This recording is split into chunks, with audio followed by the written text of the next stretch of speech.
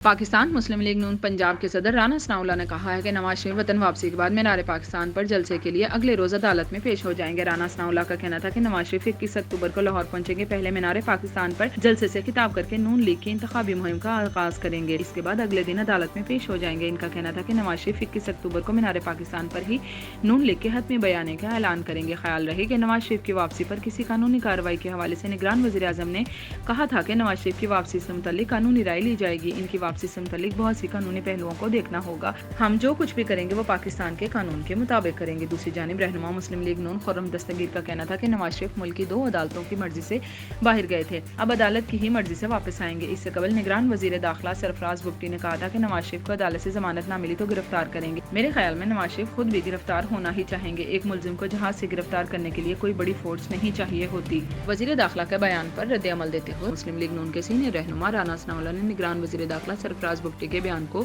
हद से तजावज करार देते हुए कहा था कि सरफराज बुगटी बयान देने से पहले साबिक वजीर दाखिला शेख रशीद का अंजाम देखने बाद सरफराज बुगटी की जानिब से वजाहती बयान जारी करते हुए कहा गया था कि इनके बयान को सियाको सबाक से हटकर सियासी रंग दिया गया। निगरान हुकूमत का कोई सियासी एजेंडा नहीं। ये बात खुश आइंद है कि नवाज शरीफ पाकिस्तान की सियासत में वापस आना चाहते हैं।